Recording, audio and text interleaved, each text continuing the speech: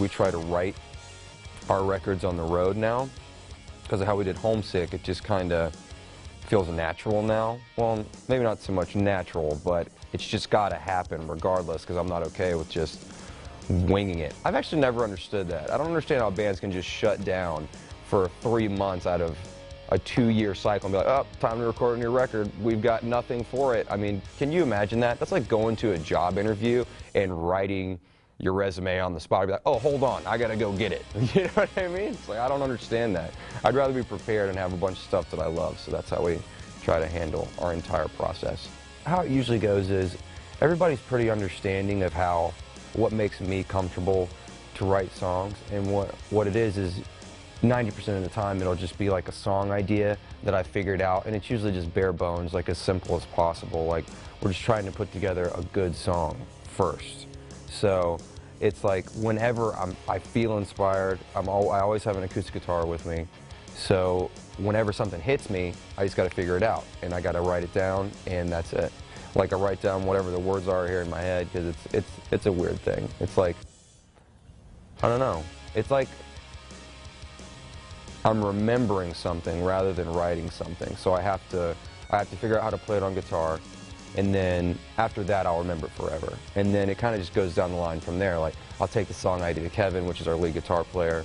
We'll put leads over the top of the idea, and then we'll kind of try to demo it out so everybody can hear it and listen to it for a while and kind of make their own changes, because it's really everybody together making like those small changes that really makes it sound like a Day to Remember, because it isn't just one person that makes it sound like a Day to Remember song.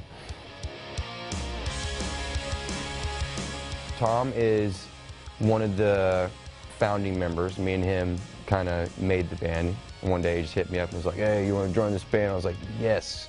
You pretty much write Finch praise songs in your other band, and I love Finch right now. So yeah, actually, I haven't talked about that in public, but Finch is probably the reason we're a band, actually, that CD, What It Is to Burn. I remember, because he was so good at writing music, and just everybody else in our hometown wasn't. And I remember going and seeing his band and being like, holy crap, this is like light years better than any band I've been in or like anybody else is in. So it was cool. Like, he hit me up one day, he's like, hey, I want to start this new band, I want you to sing for it. I was like, let's do it. So it just kind of, it is what it is. Tom is the kind of guy who's just like, he doesn't really like being gone all that much. Like, he was a little bit older than all of us, so he was ready to like have a family, like slow down, stuff like that. So he's recording now in Florida, but he's still involved, because like, we're all really good friends, and that's just the way I like to do things. Because Tom and me wrote the majority of the music together before he left the band, so it's like, if we're not on bad terms, I don't really understand why you would leave that process. You know what I mean? Because we're all still good friends. He's a great writer. I love his opinion on music, and we work well together. So it's all about a team for me, and we just bring the same people back that work together. That's all I care about, man. Like, I know what I can do, I know what they can do, and we just do it.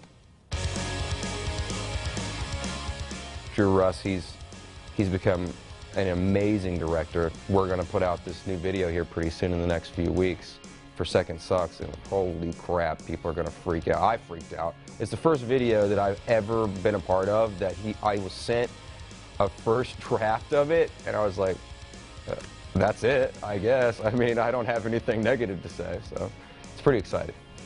Oh man, there's just nothing you can't, I don't even know what to say. It's the most ridiculous thing I've ever seen. It starts off with a pretty funny cameo. I can't tell you who, or it wouldn't be funny, but it is pretty funny.